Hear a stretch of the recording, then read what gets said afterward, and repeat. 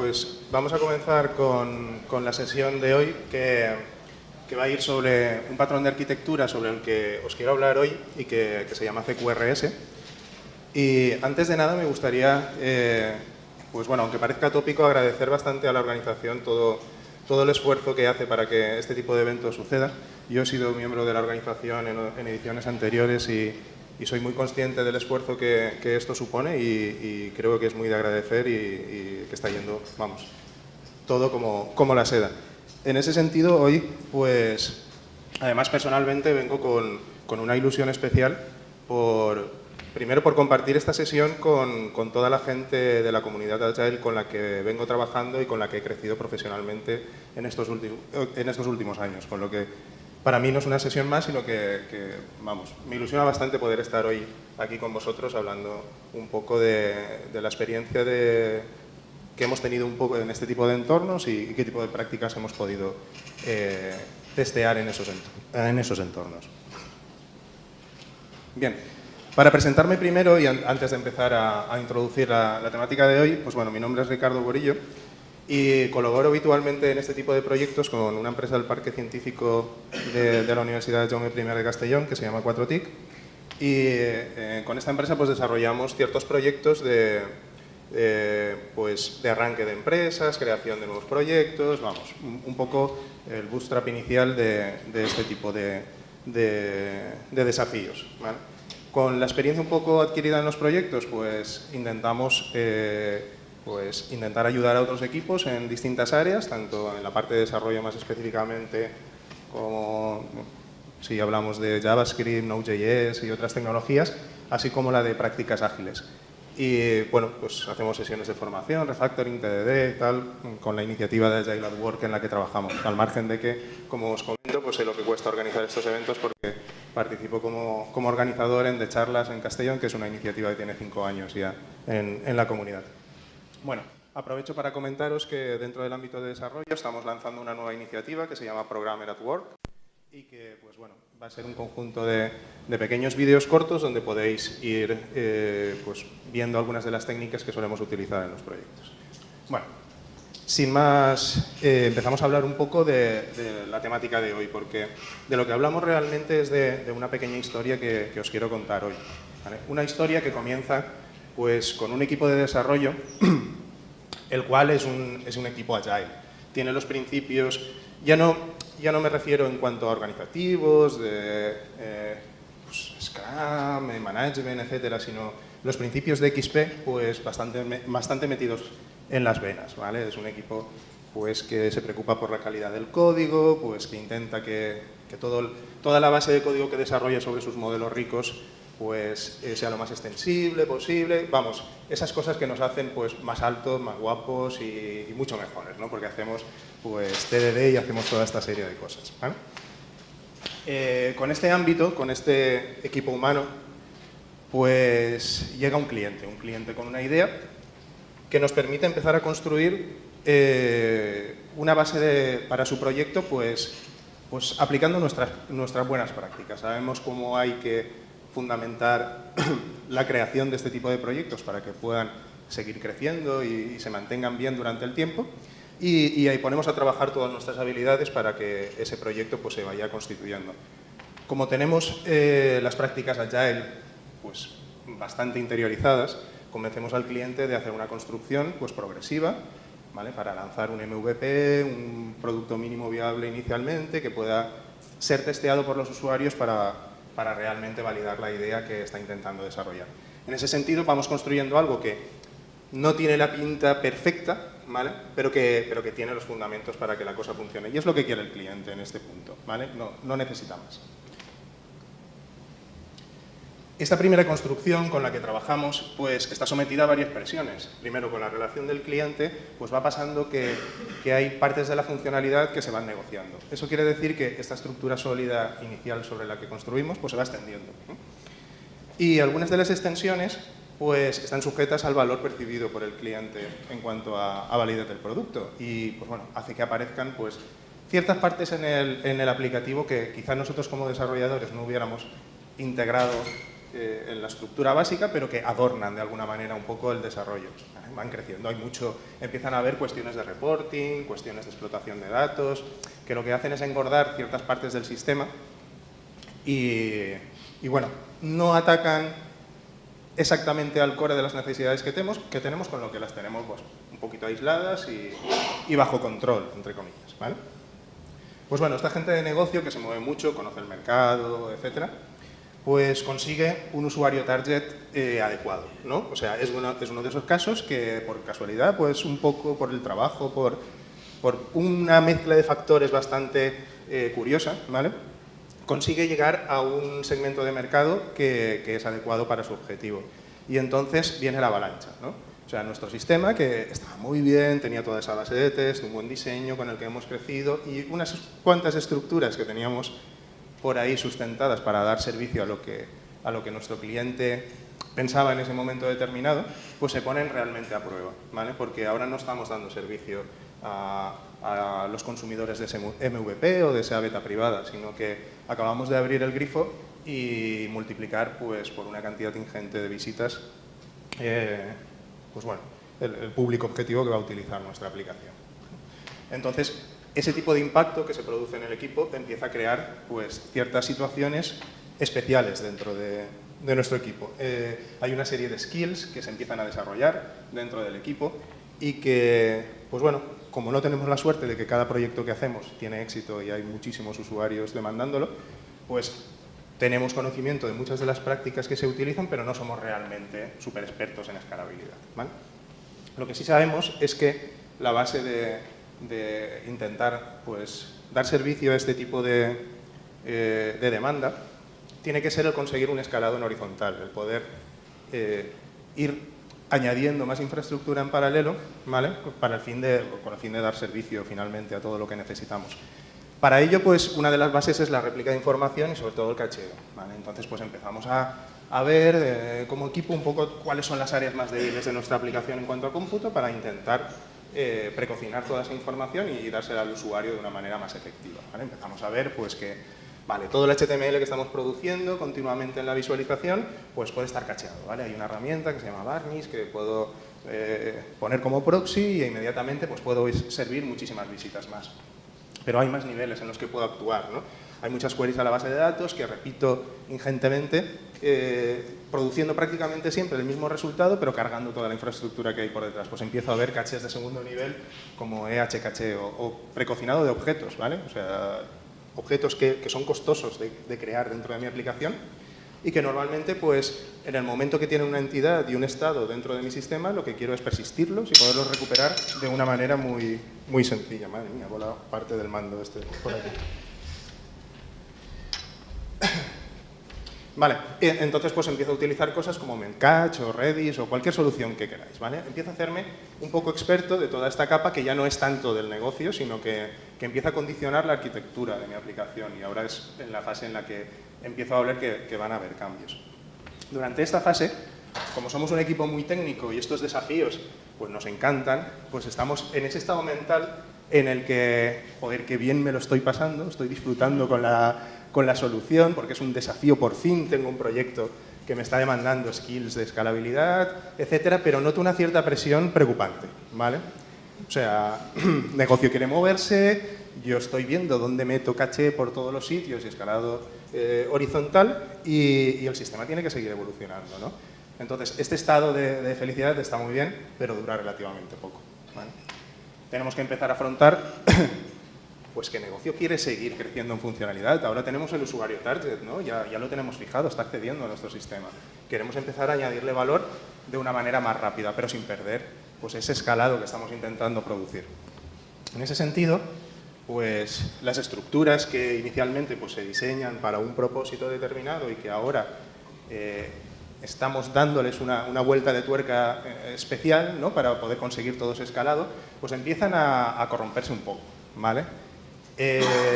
La implantación de estos sistemas de caché, todo esto, pues se puede hacer de muchas formas, desde luego, y somos conocedores de que existen muchos patrones que nos pueden ayudar, ¿no? Pues en ciertas capas, decorando cierta parte de los objetos de negocio, puedo añadir esos cacheos, Hay muchas maneras de construir. Como siempre, pues esa presión unida a la parte de escalabilidad, pues puede hacer que el crecimiento de todo esto pues se empieza a convertir en un tema pues bastante preocupante, ¿vale?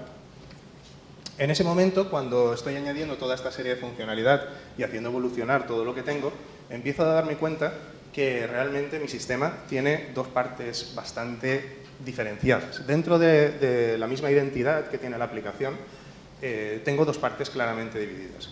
Una de ellas que está bastante bien definida, o sea, tiene un perfil muy claro, sé exactamente qué valor de negocio está cumpliendo, qué expectativas, porque tengo mis historias de usuario, mis definiciones de hecho, he hecho los casos de prueba específicos para soportarlas y está muy bien definida, ¿vale? Y luego tengo otra parte del sistema que es un poco más anárquica porque va variando según negocio se levanta ese día, ¿no? Hoy es que necesito que me digas pues cómo va el sistema en esta parte o poder consultar toda esta información en esta parte del sistema o vamos a hacer un test A/B, ¿vale? Vamos a ver si a los usuarios ahora les va mejor que le presentemos la información así o un montón de cosas muy variables y que normalmente están relacionadas con cómo el usuario consume o percibe esa información que se va produciendo en el sistema. Y son dos partes con dos requisitos totalmente diferentes y bastante difíciles de compaginar, ¿vale? Pues bien, intentando compaginarlas, de alguna manera lo que sucede es que ese modelo rico que he diseñado en un principio, porque creo en los objetos de negocio, pues me gustan el tipo de arquitecturas que proponen pues, tipo hexagonal, clean architecture, etcétera, pues bueno, se ven de alguna manera engordadas, se ven pervertidas por ese conjunto de operaciones que cruzan mi sistema y cuyo único propósito pues, es la mera consulta de información en muchos de los casos o la exploración de ciertos valores de negocio que no están totalmente asentados. Entonces, pues bueno, esa parte que me gusta mantener bastante delgada, con un test muy controlado, pues empieza a sufrir variaciones y esto es otro de los factores que empiezan a preocuparnos, ¿no? En este tipo de aplicación. De hecho, esta dualidad del sistema pues viene por dos partes, porque por una parte siempre pues, los requisitos iniciales del negocio raramente o poco van a variar con la opción inicial con la que hemos partido. Si estamos vendiendo entradas o productos, pues el hecho de que los productos pues, tengan que tener unas características, que el precio no pueda ser negativo, una serie de valores están siempre fijos, ¿no? Y esa parte va a ser muy constante en el sistema, mientras que la parte variable, la parte de cómo se consume esa información, pues necesita, como hemos dicho, un tratamiento diferente. Entonces, en este punto es cuando empezamos a preguntarnos si el enfoque de arquitectura que hemos seguido inicialmente pues puede servir para este propósito que estamos intentando conseguir. Acordaos que tenemos una realidad cambiante de consulta frente, además, una necesidad de atender pues, un escalado importante, ¿vale? Aquí empezamos a hacer una distinción mental, digamos. Nos empezamos a plantear dos partes del sistema que realmente hemos visto que sí que existen y que son distintas y empezamos a separarlas, con lo que vamos a empezar a hablar pues de, por una parte, estas alteraciones del estado de la aplicación, lo que nosotros llamamos comandos, ¿vale? Operaciones que llegan a mi sistema, a mi modelo rico y que pueden ser modeladas y definidas por negocio, pueden ser testeadas por nuestra parte, pueden ser integradas sin ningún tipo de problema en la aplicación. Y otra naturaleza, que son las consultas. Le vamos a llamar proyecciones, ¿vale? Porque es un poco el término que se utiliza dentro de CQRS. Pero realmente lo que representan son las visualizaciones que hace nuestro usuario final de la información. Si estamos hablando de que está consumiendo un report, pues va a ser qué estructura y qué datos componen ese report. Si va a consumir una pantalla con información, pues qué estructura va a tener esos valores que va a consumir exactamente.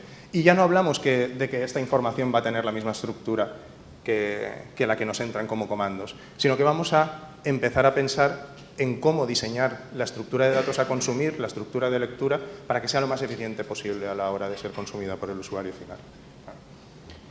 De lo que estamos hablando es un poco los principios que están detrás de CQRS, en los que, partiendo de una base inicial, que es una interfaz de usuario con el que nos relacionamos con el cliente, tenemos dos naturalezas del sistema separadas. La primera de ellas es la que absorbe las operaciones de negocio, o sea, los cambios, nuestro modelo de escritura. Acciones determinadas que sí que tengo convenidas con mi usuario y que raramente se van a alterar demasiado o que simplemente van a añadir incrementos de valor en ese caso. Esas entradas entran de manera directa como comandos, como operaciones que mi sistema va a poder absorber y que van a producir alteraciones sobre el estado de los datos que tengo persistentes en mi aplicación, como cualquier otro, ¿vale? Pero por otra parte, estas modificaciones lo que van a producir son una serie de eventos, ¿vale?, que lo que harán es que el modelo de lectura que va a consumir el usuario pues se pueda refrescar con la información pertinente, permitiendo que la parte de debajo, el query management, sean vistas de la información que quiero consumir y vistas de lectura, con lo que yo puedo automáticamente toda la parte de query escalarla horizontalmente sin ningún problema, favoreciendo así pues esa entrada masiva de usuarios. ¿Cómo interactúo con la parte de query? Pues exactamente igual que puedo interactuar con la de comandos. En los comandos modelo las operaciones como unidades que puedo procesar y que pues bueno, satisfacen el patrón command que conoceréis de Desync Patterns. Y en la parte de lectura, lo único que necesito son los DTOs de siempre, estructuras de datos que me permitan intercambiar o recibir ese estado de la aplicación, ¿vale? Bien, pues con esta idea en mente, sentamos un poco la base de esa separación. La parte del modelo de escritura se puede mantener más pequeña, hay mucho menos volumen en el 90% de las operaciones de escrituras que de lecturas, la puedo mantener con un sistema de escala diferente, con todo mi modelo de dominio, con todas esas características, mientras que el de lectura puedo ya cocinar estructuras de datos desagregadas que se puedan consumir rápido y que se puedan replicar, ¿vale? Hemos comentado que todas las operaciones de escritura que vienen desde la parte del cliente van a poder venir en forma de comandos. Hay un patrón que se puede utilizar en la parte de usuario cuando estoy creando la interacción con el usuario y me planteo realizar operaciones sobre el servidor remoto, y es el diseño en base a tareas, el Task-Based UI. En este tipo ¿Más arriba? Ok. En este tipo de escenarios, ¿más aún? ¿Aquí? Ok. En este tipo de escenarios lo que conseguimos es que en lugar de hacer un conjunto de interacciones en base pues, a URLs remotas que tenemos de servicios REST, o sea, un enfoque un poco como el que seguimos en las aplicaciones ricas actualmente, pues empecemos a trabajar con el usuario una serie de acciones concretas que podemos modelar que serán estos comandos que absorberá el sistema. De forma que en la parte del servidor siempre vamos a recibir estructuras muy similares, ¿vale? Lo único que va a cambiar es el tipo de operación que se va a realizar y los parámetros que estoy recibiendo, con lo que hay mucha predecibilidad en cuanto a cómo se van a transmitir esas operaciones del cliente al servidor, ¿vale? Esto veremos que tiene bastantes ventajas. La primera de ellas es que nos va a permitir huir, entre comillas, del modelo tradicional que utilizamos, MVC o de cliente más servicios REST, ¿vale? Hay un tema que ahora nos encontramos en todas las aplicaciones y es que cuando utilizamos MVC en cliente, estamos con Angular, Ember, este tipo de aplicaciones, nos vemos forzados en inicio a crear un modelo de la vista donde modelamos pues, todas las necesidades de la parte cliente, ¿vale? Eso van a generar una serie de peticiones remotas a servicios REST. Servicios REST que tendré que pensar pues como entidades que también expongo a través de verbos, etcétera, que recogerán los datos y que entonces serán capaces de comunicar con mi modelo rico. Como veis, hay pues muchas estructuras, muchas serializaciones, muchas transformaciones, desde algo que se produce desde la interfaz de usuario hasta algo que llega realmente a mi modelo rico. Con el esquema de interfaz de usuario basado en tareas intentamos romper un poco todo ese conjunto de transformaciones teniendo únicamente el modelado de comandos desde cliente y su envío al servidor, ¿vale? En cualquier caso, tenemos que tener muy claro que hay una pieza súper importante dentro de la arquitectura y es el componente de sincronización. Hemos visto en el modelo que vamos a recibir comandos y, por otra parte, vamos a consultar o acceder a proyecciones. Hay un paso muy claro de sincronización entre la parte de escritura y la de lectura y es uno de los puntos más complicados de abordar dentro de justamente esta implementación. Bien, si conseguimos, ahora andaremos un poco más en esta parte de sincronización, pero bueno, si conseguimos este esquema, lo que sí que vamos a tener son dos efectos muy claros a priori. Nuestro modelo rico seguirá siendo un modelo rico blindado, ¿vale? Nuestro pequeño búnker donde tenemos un poco aseguradas todas las reglas de negocio y con el que nos vamos a sentir cómodos diseñando y añadiendo operaciones. Y por otra parte, nuestro modelo de lectura va a poder beneficiarse de todas esas ventajas que supone pues, tener precocinada la información, poderla consumir muy rápido y generar nuevas estructuras. Si todo esto lo juntamos, es básicamente la idea que hay detrás de CQRS, cuyas siglas vienen por Command Query Responsibility Segregation, y que pues bueno, uno de sus mayores impulsores es Greg Young, del cual tenéis pues, cantidad de vídeos e información en la red hablando extensivamente de este tipo de patrón, ¿vale? Si decíamos que la sincronización entre los modelos de escritura y de lectura es la clave, ¿vale? Es porque tiene una complejidad añadida, ¿vale? Que es la consistencia eventual. Este término, que lo único que intenta decirnos es que no vamos a tener los datos sincronizados en el mismo momento que los escribimos, ¿vale? Es la parte más problemática de todo el sistema. Tendremos que empezar a pensar de alguna manera qué datos puede consumir mi usuario de forma que no importe al 100% que no estén completamente actualizados, ¿vale? Hay una escritura que se produce en la parte de comandos que se tiene que propagar a la parte de lectura y es posible que eso tarde un poco, ¿vale? Porque esta sincronización tiene que refrescar muchas vistas, se introduce un pequeño delay dentro de esas operaciones. Habrá en algunos casos que estos delays no tengan ningún tipo de repercusión sobre la experiencia del usuario y es posible que haya otros pues, que produzcan alguna disfunción en negocio. Tendremos que analizar un poco cuál es cada una de las situaciones. Al final, esto como todo, pues es un trade-off, ¿no? O sea, por una parte, si quiero escalabilidad y quiero poder replicar información, necesitaré sufrir de alguna manera esos efectos de la consistencia eventual, pero a cambio pues tendré esa posibilidad, ¿no? Esa extensión bastante más importante. Bueno. El único problema es que cuando llegamos a este punto, pues empezamos con lo de siempre. Joder, ya estoy en otra charla de arquitectura que no resuelve todos los problemas, ¿vale? O sea, el hecho de que no haya un patrón que solucione toda esta parte, pues puede ser realmente una dificultad. Pero bueno, a cambio voy a tener una serie de beneficios que se van a incrementar con otro aspecto que ahora os introduciré y que siempre va muy ligado a la parte de CQRS, que es el término de event sourcing, ¿vale? Como hemos dicho que la sincronización entre el modelo de escritura y el de lectura parece que es la clave, es la que más ofrece retos, estaría muy bien que tuviéramos una forma lo más sencilla, uniforme, de que los datos fluyan desde la parte de escritura a la parte de lectura sin tener que implementar cosas específicas cada una de las veces, o por lo menos que siguieran una serie de patrones comunes que me permitieran hacer estas operaciones de manera regular. Esa es un poco la base de event sourcing, ¿vale? Al margen de que lo que me permiten es almacenar todo el estado de lo que está pasando, ahora veremos un poco qué quiere decir eso, lo que sí que me va a permitir es que esa sincronización fluya de manera adecuada.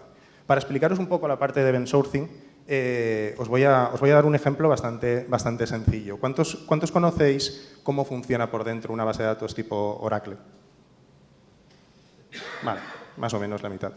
Pues bien, Oracle es una base de datos que en su estructura relacional absorbe modificaciones de información y las consolida, de forma que si en algún momento hay alguna caída del sistema, pues es capaz de recuperar el estado de vuestra información, porque su máxima es que no perdamos información, ¿vale? Siguiendo un poco ese esquema, lo que tiene es un montón de procesos de escritura que lo que hacen es, cada vez que vosotros hacéis una modificación sobre una entidad de datos, cogen vuestra modificación y la anotan. La anotan en un redolog, en un fichero de control de cambios, ¿vale? Es como cada una de las modificaciones de vuestro estado me las voy a guardar en una pila para que si en algún momento me preguntas en qué estado estaba todo, ¿vale? Yo te lo pueda decir, ¿vale? Esos ficheros de cambios, con el tiempo, van creciendo. ¿Qué va haciendo la base de datos? Pues los va archivando. Entonces existen otro tipo de objetos que son los archivelogs, que cogen toda esta información y van haciendo históricos de ella. ¿Y todo eso para qué? Pues bueno, para que si en un momento, en medio de una transacción, cuando yo ya le he dicho al usuario que la transacción ha sido exitosa y se ha hecho commit y tal, pues hay alguna caída, ¿vale? Sea capaz de reconstruir el estado de la información dejando el contexto lo más próximo posible a lo que el usuario espera, ¿vale? Ese es el proceso de recovery. Es lo que hace la base de datos cuando ha explotado y intentas arrancarla de nuevo, ¿vale? Pero bueno, lo que me facilita es otro tipo de funcionalidad que me interesa mucho para el ejemplo que os estoy comentando, que es el de flashback.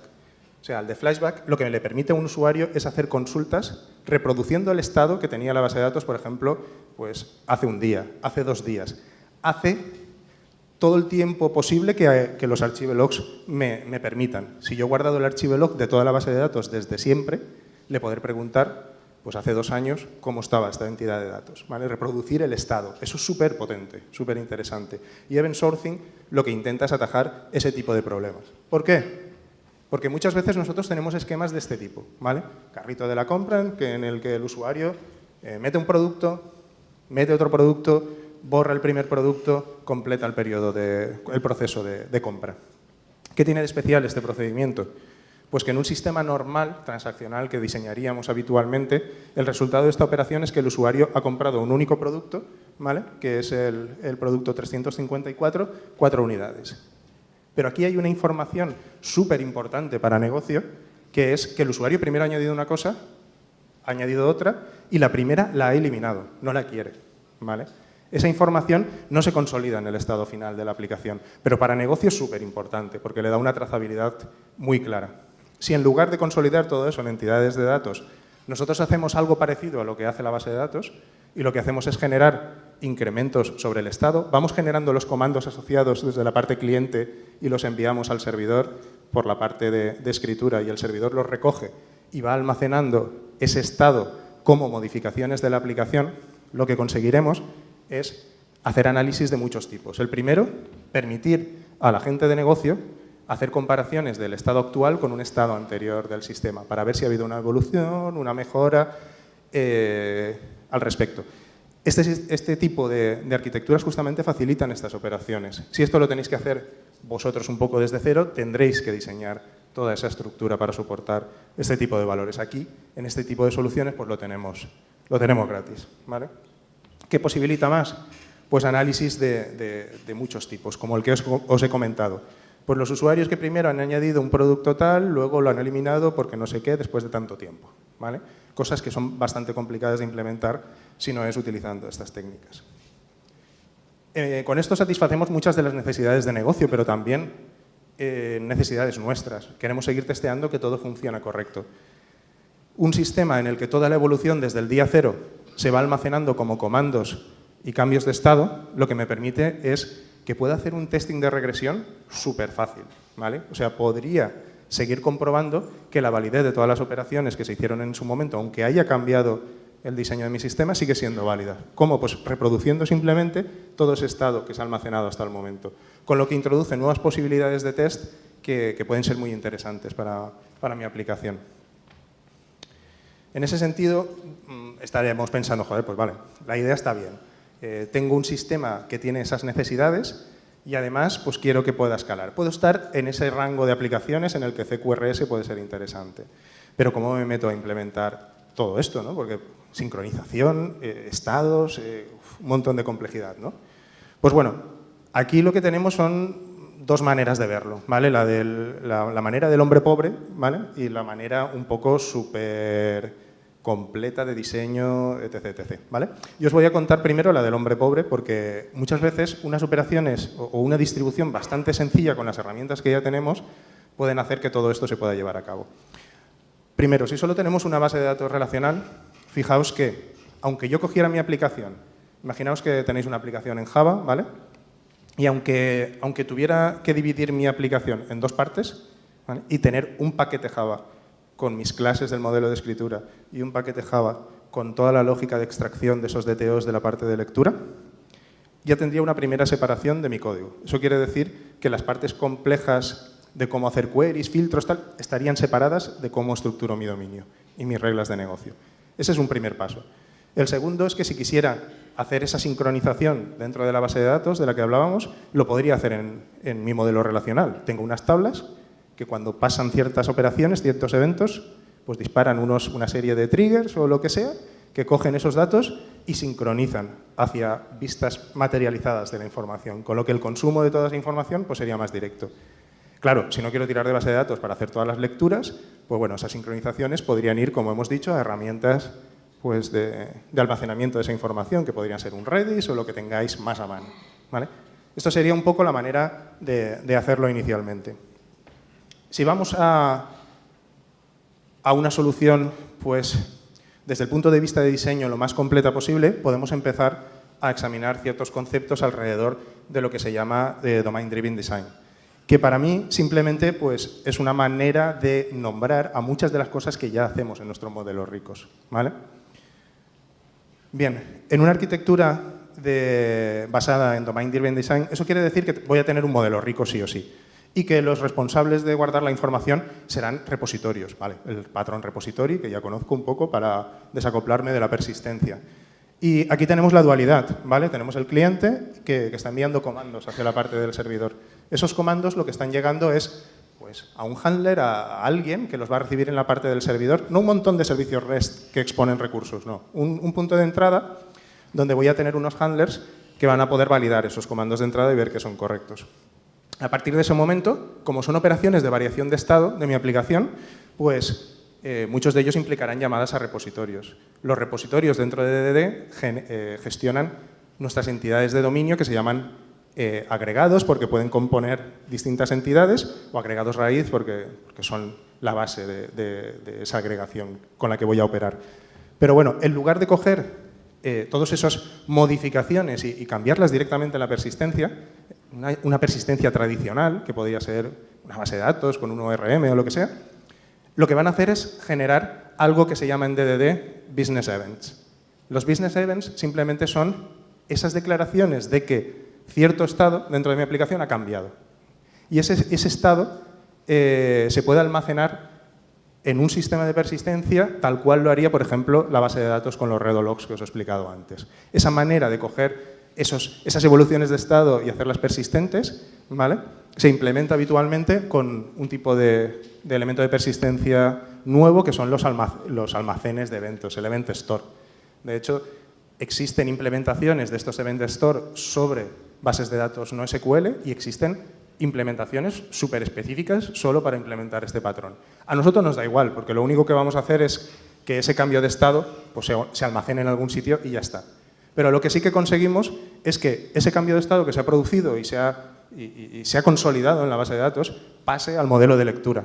Y como es una entidad que representa justamente este cambio, puede pasar por este elemento de sincronización que hemos diseñado con el fin de que se hagan las operaciones pertinentes para crear esas proyecciones, ¿vale? Ese precocinado de la información que vamos a consumir, el cual, si el cliente necesita acceder a él, es tan fácil como serializarlo en forma de DTOs, que puede ser pues, un JSON o lo que sea desde vuestra aplicación, con lo que podéis estar interactuando contra las dos partes del sistema de una manera integrada. Detrás de todo esto, de todos estos conceptos, existen algunos de los patrones que habitualmente conocemos o que podemos trabajar con ellos. Si alguno os es desconocido, pues tenéis algunas referencias donde podéis consultarlo, pero básicamente es la ejecución de patrones como Command, Repository, Memento, etcétera, que normalmente utilizamos en otras aplicaciones. Como nosotros hacemos los desarrollos de este tipo, pues en JavaScript y con Node.js, quería tener la oportunidad hoy de mostraros este tipo de abstracciones de las que os he estado hablando para interactuar en base a eventos utilizando un framework diseñado específicamente para hacer CQRS y Event Sourcing, ¿vale? Que se llama Eventrik. Van a ser 4 ejemplillos, tenéis mucha documentación y ejemplos en la web y simplemente para que veáis que aunque parece que hay muchos conceptos detrás, son los mismos que manejamos normalmente en nuestras aplicaciones ricas. Lo primero es que hemos hablado de Domain Events, ese tipo de elementos, ¿vale?, que representan los cambios de estado dentro de mi aplicación. Pues mira, fijaos que ese tipo de eventos que se producen, ¿vale?, corresponden con acciones que yo he estado conveniendo con mi gente de negocio. De hecho, DDD habla del lenguaje ubicuo, ¿no?, que cuando el lenguaje de negocio pues impregna tanto la implementación como la parte de definición con el usuario final. Y aquí podemos tener cosas como me apunto a un curso o me he apuntado a un curso, o me he dado de baja de un curso, pasándole ciertos parámetros que se necesiten en su momento. Este es el payload de la operación que se está realizando, ¿vale?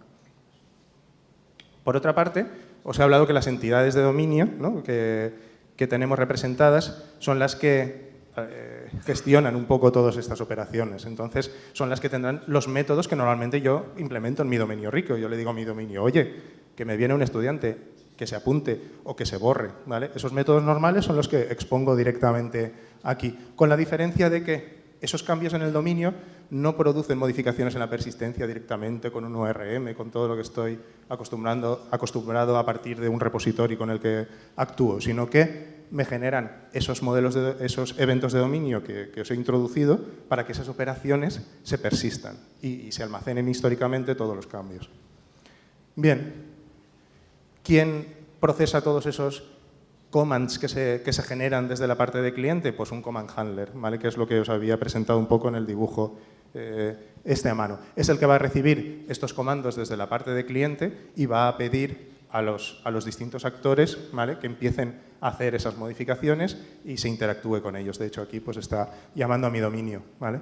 Se recupera ciertas operaciones, pero luego estoy llamando a mi objeto de dominio student diciéndole que se apunte a tal curso, que es lo que normalmente haría en una aplicación en la que intento tener un modelo rico construido. Y por último me quedan las proyecciones, esas visualizaciones de la información que estoy modificando en la parte de dominio y que quiero precocinar en la parte de visualización. Aquí también se pueden crear y se pueden manejar. Fijaos que aquí mi proyección está en memoria, es ese hash que estoy construyendo ahí, pero no tiene ninguna importancia dónde residen esos datos finales, sino que tenga la capacidad de construirlos. Si ahora están en memoria, mañana pueden estar en Mongo, podrían estar en Redis, podrían estar donde nosotros necesitemos que residan para hacer ese escalado horizontal y esa reutilización de la información. De hecho, este framework es bastante agnóstico a todos los componentes. Solo nos da ese conjunto de piezas, de abstracciones con las que trabajar con los mismos nombres, con los mismos términos que DDD y este tipo de metodologías pues quieren instaurar, ¿vale? De hecho, la implementación de referencia viene con un store de eventos en memoria, pero tenemos otros módulos que podemos utilizar que los almacenan en Mongo o puedes extender un poco esas operaciones. Os he puesto ahí lo de Remote Storage porque la librería es para JavaScript en general. La podéis utilizar en la parte cliente, en el navegador o en la parte servidor.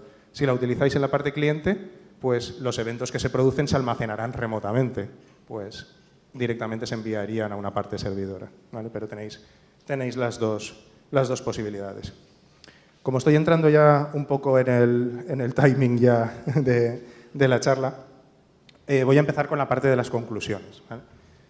Lo primero es que muchas veces las necesidades o las situaciones que se van presentando cuando desarrollamos proyectos nos llevan a ciertos cambios de arquitectura o de manera de pensar a los que no estamos acostumbrados. Entonces, no tenéis que ver un poco este esquema o este tipo de funcionalidades que nos puede permitir esta arquitectura, como he dicho, como algo general que puedo aplicar, pero sí como una serie de patrones que si estoy un poco en esa tesitura, pues puedo utilizar en mi aplicación. Por eso, estas nuevas aproximaciones me permiten facilitar ciertas partes de mi problema de negocio, introduciendo otras complejidades, ¿de acuerdo? Lo del tema de la sincronización, las proyecciones, el Event Store, no es gratis, ¿vale? Quiero decir, introduce otras cargas, otros problemas a los que me tengo que enfrentar, ¿vale? Otro consejo que me gustaría comentar, más que un consejo, es un poco lo que nos ha pasado a nosotros en nuestra experiencia. Si ahora os encontráis con que tenéis un problema similar en vuestra aplicación, primero preguntaos si la introducción de nuevos conceptos de arquitectura va a solucionar vuestro problema o vuestro problema tiene otra dimensión, ¿vale? Quiero decir, cuando tengo un sistema que no está funcionando bien, que no absorbe bien el cambio, en el que se producen muchos errores, se tiende mucho a decir, no, pues mira, mañana hacemos DDD, microservicios y esto ya va a empezar a funcionar todo de puta madre. Pues no, ¿vale? O sea, hay una capa mucho más inferior que se trabaja con herramientas pues bastante más sencillas, pero que requieren un esfuerzo muy grande, como son refactoring, test, TDD, que lo que os va a permitir es eliminar muchos de los problemas que tenéis en las aplicaciones. No penséis que las soluciones de arquitectura van a solucionar vuestros problemas de dominio, ¿no? Simplemente tened un poco de visión en ese caso de cuándo pueden ser adecuadas. 3 comentarios para terminar. El primero es pues, que os planteéis si CQRS resuelve vuestro problema o no, ya lo hemos comentado. El segundo, aunque parezca que hemos hablado de muchos términos en la parte de DD, en realidad son 4 y ya los estáis utilizando en vuestros modelos ricos, solo los tenéis que machear un poco mentalmente, con lo que inicialmente no necesitáis ningún framework, ¿vale? Solo son un conjunto de ideas, o sea, lo podéis montar simplemente, como os he dicho, separando paquetes en una aplicación Java y sincronizando datos dentro de la base de datos, ¿vale? Con lo que no os liguéis a ninguna implementación, por lo menos a priori, y si todos esos conceptos pues queréis simplemente arrancarlos inicialmente, pues entonces considerad alguna de las herramientas que ya hay. Hay bastante trabajo hecho en este sentido y algunos entornos a vuestra disposición que os pueden ayudar a hacer pequeñas pruebas de concepto sobre todo esto. Si trabajáis en este entorno, queréis echarle un vistazo y queréis ver cómo está diseñada una interfaz de usuario que trabaja en base a tareas y cómo se consumen estas partes de la aplicación en Eventric, pues la gente de Eventric tienen el clásico To-Do MVC, que implementan todos los frameworks de cliente rico, Angular, Ember, y 200.000 más, ¿vale? Atacando el mismo problema, el de crear tareas, eliminar tareas, etc, etc. Aquí tenéis un ejemplo en el que podéis ver qué pinta tiene ese código. Realmente veréis que es poco más que las slides que os he puesto un poco en esta parte, ¿vale? Porque no va mucho de grandes cantidades de código para conseguir mi fin, sino de cómo esas estructuras, esos comandos, pues llegan al sistema, cómo se procesan y cómo se replican, ¿vale? Y esto es todo lo que tenía. O sea que muchas gracias y si tenéis alguna pregunta.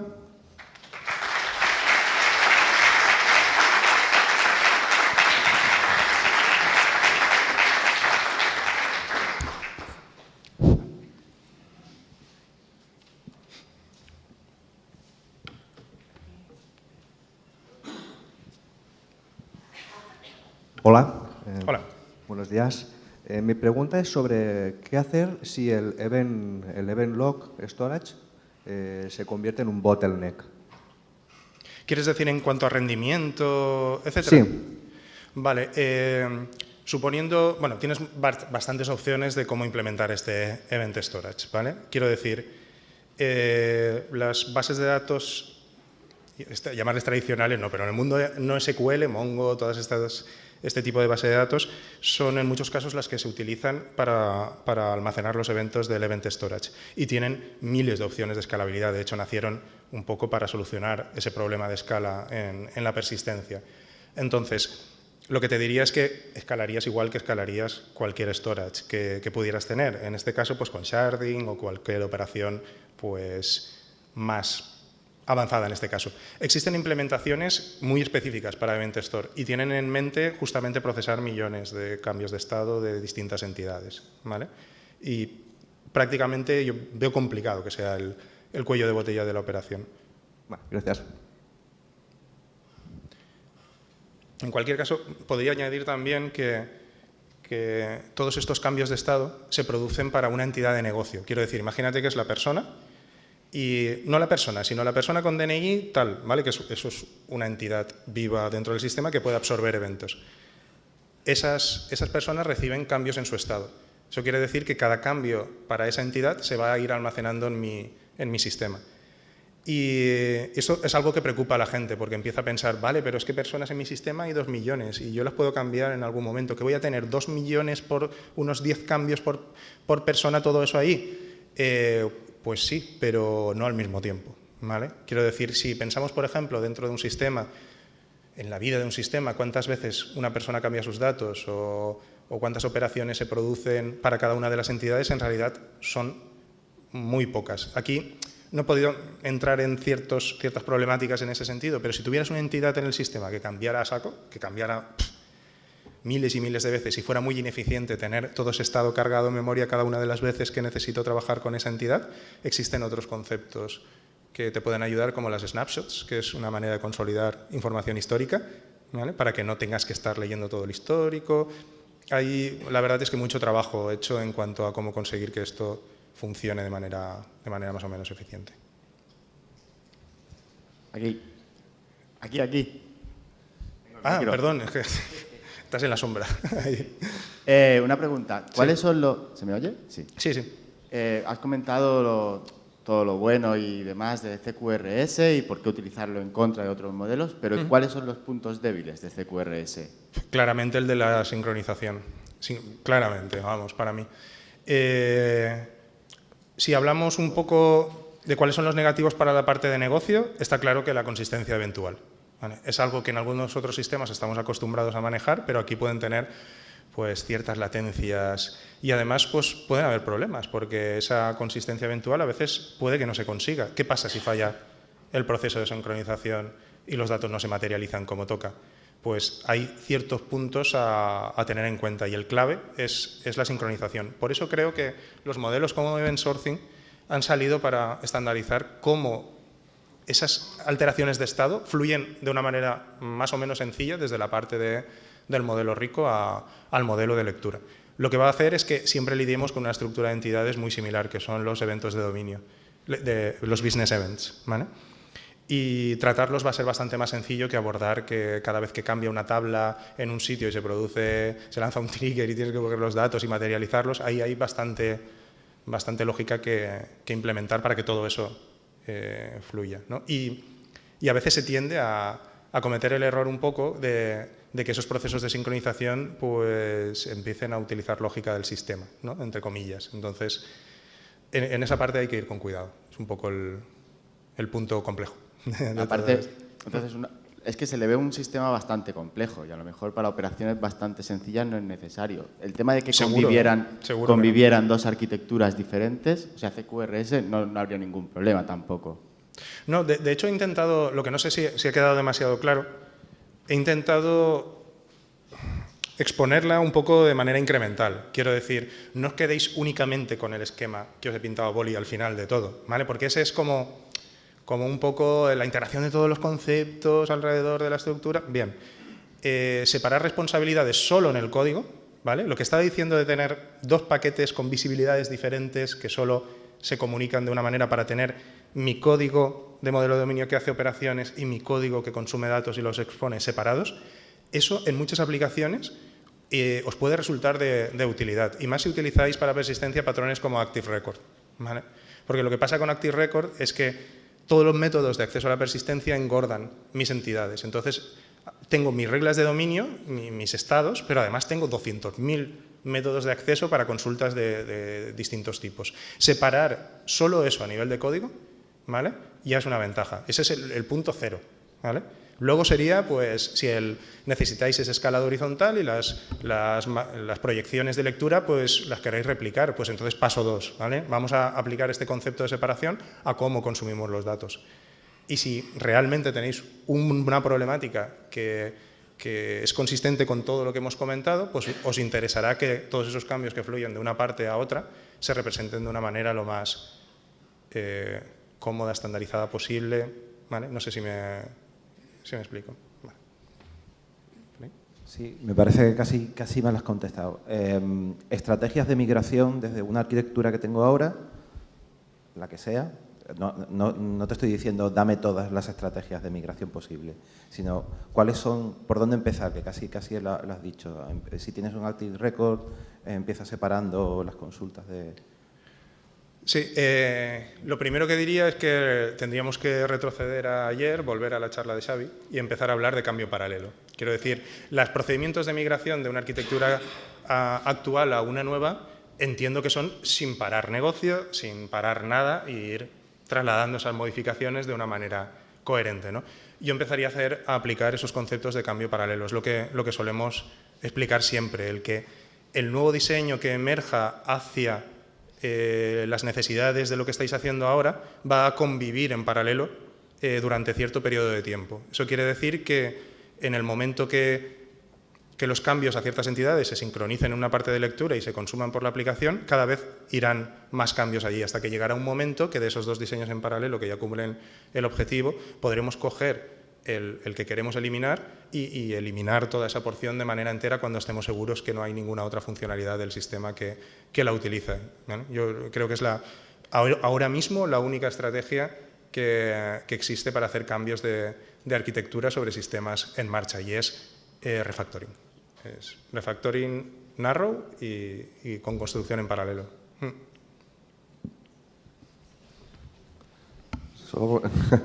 No te rías. Solo comentar que me parece muy potente a nivel de... El ejemplo que has puesto antes es muy sencillo del carrito, ¿no? De todo aquello que se pierde, que ocurre en el cliente y que no...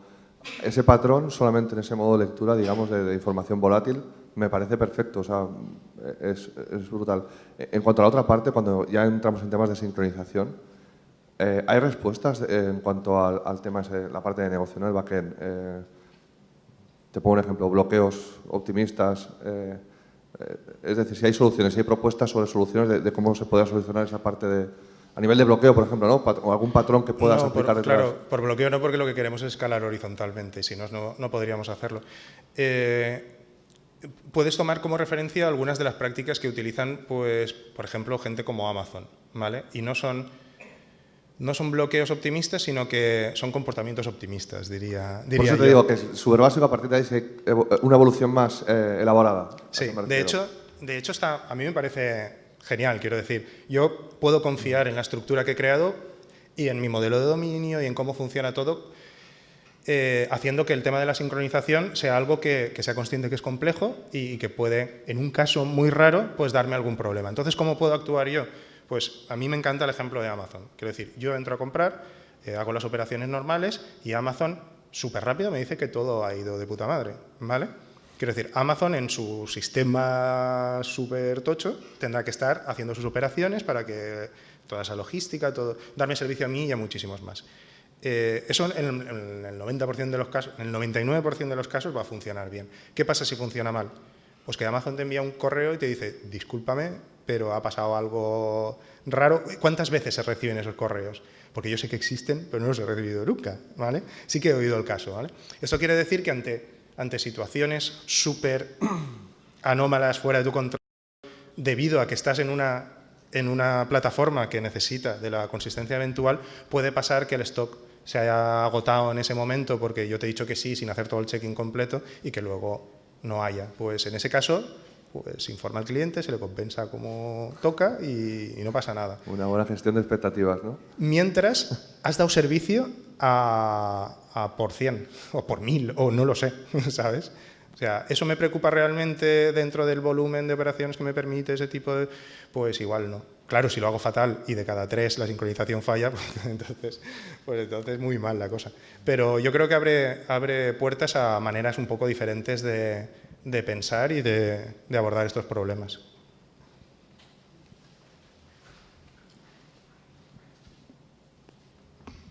Una rápida. ¿Habéis tenido problemas haciendo TDD? Si es que sí, ¿cuáles?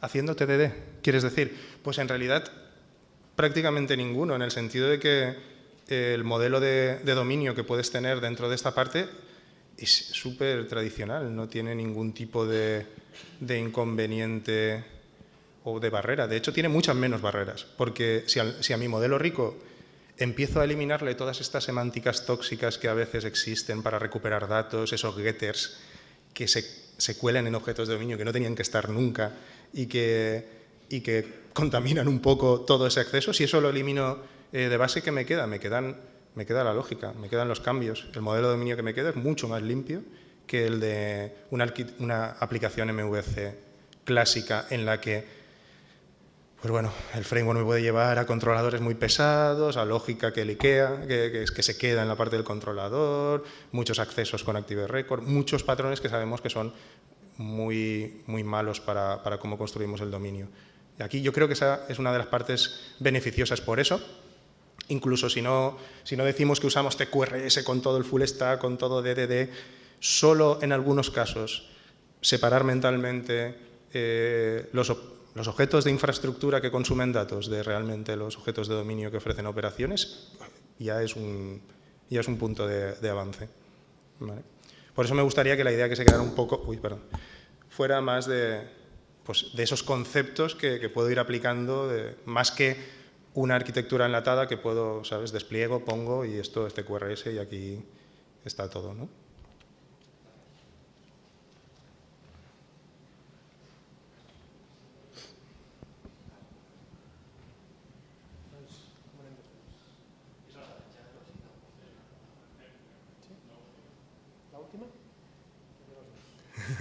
Creo que han levantado la mano a la vez. Ha habido una concurrencia y... Yo prometo contestar más rápido. Sí, podemos hablar de las dos. ¿Cómo separas la lógica cuando tienes dentro de una operación tener que obtener datos? Por ejemplo, un usuario que está comprando y dice, bueno, pero si ha comprado tantas veces, tiene más descuento, entonces necesitas recuperar. Sí, de hecho, en una de las rayas, es que hay muchas rayas, entre que está hecho el dibujo con una libreta de rayas cuadriculadas y todas las rayas que hay, existe una consulta del modelo de escritura al modelo sincronizado de lectura, porque ir al Event Store a hacer una query tradicional del tipo, pues este usuario, ¿cómo tiene esto? No es tan eficiente en ese sentido, ¿no? Me obligaría a recuperar muchas entidades, cruzarlas, hacer muchas operaciones. En la arquitectura propuesta existe el mecanismo para que tú desde el modelo de escritura pudieras, en caso de que fuera necesario para validar un comando o hacer alguna operación, recuperarlo de la parte de lectura. En muchos casos no hace falta porque las entidades que están cargadas tienen el histórico, tienen los datos y sería suficiente. Pero es una parte que se podría. Tú podrías aprovechar una de las proyecciones que hay creadas un poco para contestar a cierta pregunta que necesitas tener clara antes de hacer una operación de dominio. ¿Vale? ¿Nos da tiempo de la última? O... Buenas. ¿Habéis encontrado en la tesitura de tener que hacer o asegurar que la sincronización se lleva a cabo? ¿Habéis utilizado algún tipo de redundancia en ese sentido? ¿Hay librerías o soluciones ya que permitan asegurar, no 100% evidentemente porque es imposible, pero sí acercarnos a esa seguridad de que la sincronización se lleva a cabo? En realidad la parte de la sincronización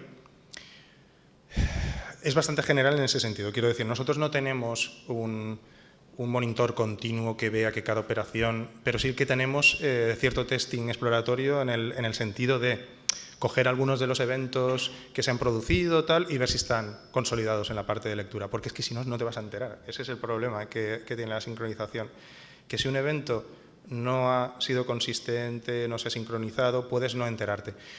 Otra manera, desde luego, es introducir ciertas restricciones. Quiero decir, si para mí es súper importante que el evento, o sea, que no puede pasar que haya inconsistencia, ¿vale? Lo que haces es un poco bloqueo, pero bueno, es crear una transacción entre lo que es el almacenamiento del evento dentro del Event Storage, ¿vale? Y su sincronización al modelo de lectura. Quiero decir, yo no doy por bueno el evento si no sé seguro que se ha replicado en la parte de lectura. Si lo estuvieras implementando con base de datos, triggers y vistas materializadas, pues sería una transacción de base de datos. Si no, lo implementarías tú. También te digo que hay muchas entidades que no lo necesitamos normalmente y que con ciertas pruebas un poco de consistencia, de que las vistas siguen siendo válidas o incluso refréscalas, ¿sabes? Quiero decir, no lo hagas solo cuando venga cierto evento, sino que hay una parte pues que tú la puedes reconstruir sin problema periódicamente o no, sería otra manera también de poder asegurar eso. Está claro que es el punto un poco clave. Cuanto menos seguridad tengo, más escalado puedo tener, pero tengo que tenerla justa para no comprometer la parte de negocio y estar mintiendo al usuario final, ¿no? Muchas gracias. Muy bien. Gracias.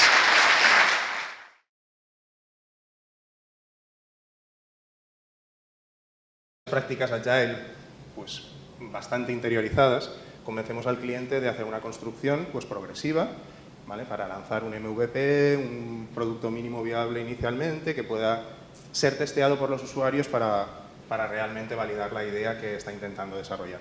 En ese sentido, vamos construyendo algo que no tiene la pinta perfecta, ¿vale? pero que tiene los fundamentos para que la cosa funcione. Y es lo que quiere el cliente en este punto, ¿vale? No necesita más. Esta primera construcción con la que trabajamos pues, está sometida a varias presiones. Primero, con la relación del cliente, pues va pasando que hay partes de la funcionalidad que se van negociando. Eso quiere decir que esta estructura sólida inicial sobre la que construimos pues, se va extendiendo, ¿no? Y algunas de las extensiones pues están sujetas al valor percibido por el cliente en cuanto a validez del producto. Y pues bueno, hace que aparezcan pues ciertas partes en el aplicativo que quizás nosotros como desarrolladores no hubiéramos integrado en la estructura básica, pero que adornan de alguna manera un poco el desarrollo. Van creciendo, hay mucho, empiezan a haber cuestiones de reporting, cuestiones de explotación de datos, que lo que hacen es engordar ciertas partes del sistema y bueno, no atacan exactamente al core de las necesidades que tenemos, con lo que las tenemos pues, un poquito aisladas y bajo control, entre comillas, ¿vale? Pues bueno, esta gente de negocio que se mueve mucho, conoce el mercado, etcétera, pues consigue un usuario target adecuado, ¿no? O sea, es uno de esos casos que por casualidad, pues un poco por el trabajo, por una mezcla de factores bastante curiosa, ¿vale? Consigue llegar a un segmento de mercado que es adecuado para su objetivo. Y entonces viene la avalancha, ¿no? O sea, nuestro sistema, que estaba muy bien, tenía toda esa base de test, un buen diseño con el que hemos crecido y unas cuantas estructuras que teníamos por ahí sustentadas para...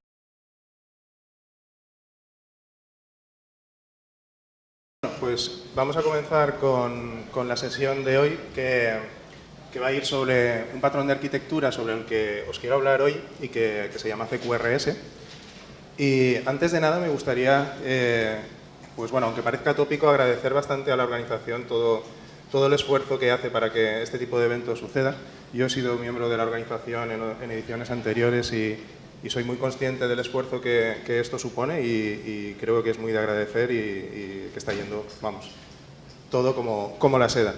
En ese sentido, hoy, pues, además personalmente vengo con una ilusión especial primero por compartir esta sesión con toda la gente de la comunidad Agile con la que vengo trabajando y con la que he crecido profesionalmente en estos últimos años, con lo que para mí no es una sesión más, sino que vamos, me ilusiona bastante poder estar hoy aquí con vosotros hablando un poco de la experiencia que hemos tenido un poco en este tipo de entornos y qué tipo de prácticas hemos podido testear en esos entornos. Bien, para presentarme primero y antes de empezar a introducir la temática de hoy, pues bueno, mi nombre es Ricardo Borillo y colaboro habitualmente en este tipo de proyectos con una empresa del Parque Científico de la Universidad Jaume I de Castellón que se llama 4TIC y con esta empresa pues desarrollamos ciertos proyectos de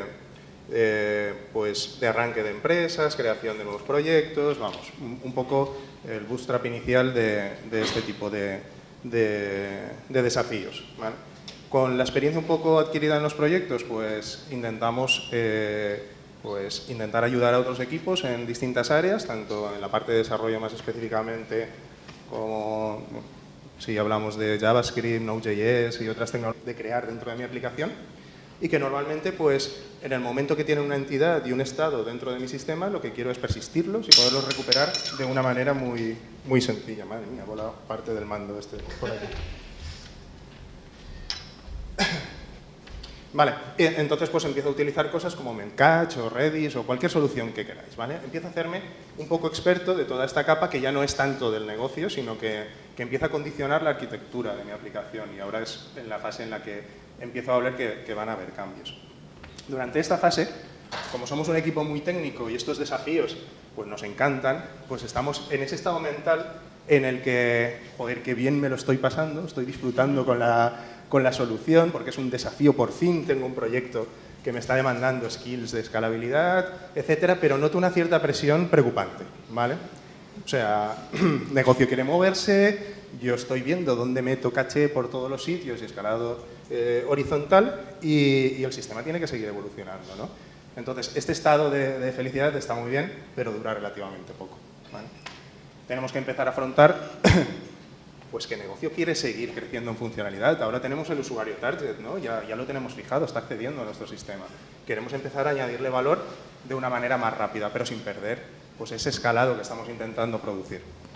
En ese sentido, pues las estructuras que inicialmente pues, se diseñan para un propósito determinado y que ahora estamos dándoles una vuelta de tuerca especial, ¿no? Para poder conseguir todo ese escalado, pues empiezan a corromperse un poco, ¿vale? la implantación de estos sistemas de caché, todo esto, pues se puede hacer de muchas formas, desde luego, y somos conocedores de que existen muchos patrones que nos pueden ayudar, ¿no? Pues en ciertas capas, decorando cierta parte de los objetos de negocio, puedo añadir esos cacheos, hay muchas tecnologías, así como la de prácticas ágiles.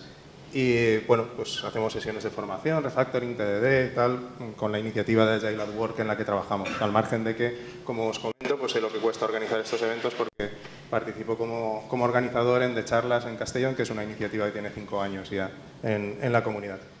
Bueno, aprovecho para comentaros que dentro del ámbito de desarrollo estamos lanzando una nueva iniciativa que se llama Programmer at Work y que, pues bueno, va a ser un conjunto de pequeños vídeos cortos donde podéis ir pues, viendo algunas de las técnicas que solemos utilizar en los proyectos. Bueno, sin más, empezamos a hablar un poco de la temática de hoy, porque de lo que hablamos realmente es de una pequeña historia que os quiero contar hoy, ¿vale? Una historia que comienza pues, con un equipo de desarrollo, el cual es un equipo agile. Tiene los principios, ya no me refiero en cuanto a organizativos, de pues, Scrum, Management, etcétera, sino los principios de XP pues bastante metidos en las venas, ¿vale? Es un equipo pues que se preocupa por la calidad del código, pues que intenta que toda la base de código que desarrolla sobre sus modelos ricos pues sea lo más extensible posible. Vamos, esas cosas que nos hacen pues más altos, más guapos y mucho mejores, ¿no? Porque hacemos pues TDD y hacemos toda esta serie de cosas, ¿vale? Con este ámbito, con este equipo humano, pues llega un cliente con una idea que nos permite empezar a construir una base para su proyecto pues aplicando nuestras buenas prácticas. Sabemos cómo hay que fundamentar la creación de este tipo de proyectos para que puedan seguir creciendo y se mantengan bien durante el tiempo y ahí ponemos a trabajar todas nuestras habilidades para que ese proyecto pues, se vaya constituyendo. Como tenemos para dar servicio a lo que nuestro cliente pensaba en ese momento determinado, pues se ponen realmente a prueba, ¿vale? Porque ahora no estamos dando servicio a los consumidores de ese MVP o de esa beta privada, sino que acabamos de abrir el grifo y multiplicar pues, por una cantidad ingente de visitas pues bueno, el público objetivo que va a utilizar nuestra aplicación. Entonces, ese tipo de impacto que se produce en el equipo empieza a crear pues, ciertas situaciones especiales dentro de nuestro equipo. Hay una serie de skills que se empiezan a desarrollar dentro del equipo y que, pues bueno, como no tenemos la suerte de que cada proyecto que hacemos tiene éxito y hay muchísimos usuarios demandándolo, pues tenemos conocimiento de muchas de las prácticas que se utilizan, pero no somos realmente súper expertos en escalabilidad, ¿vale? Lo que sí sabemos es que la base de intentar pues, dar servicio a este tipo de demanda tiene que ser el conseguir un escalado en horizontal, el poder ir añadiendo más infraestructura en paralelo, ¿vale? Con el fin de dar servicio finalmente a todo lo que necesitamos. Para ello, pues, una de las bases es la réplica de información y sobre todo el cacheo, ¿vale? Entonces, pues empezamos a ver como equipo un poco cuáles son las áreas más débiles de nuestra aplicación en cuanto a cómputo para intentar precocinar toda esa información y dársela al usuario de una manera más efectiva, ¿vale? Empezamos a ver pues que vale, todo el HTML que estamos produciendo continuamente en la visualización pues puede estar cacheado, ¿vale? Hay una herramienta que se llama Varnish que puedo poner como proxy y inmediatamente pues puedo servir muchísimas visitas más. Pero hay más niveles en los que puedo actuar, ¿no? Hay muchas queries a la base de datos que repito ingentemente, produciendo prácticamente siempre el mismo resultado, pero cargando toda la infraestructura que hay por detrás. Pues empiezo a ver cachés de segundo nivel como EH caché o precocinado de objetos, ¿vale? O sea, objetos que son costosos de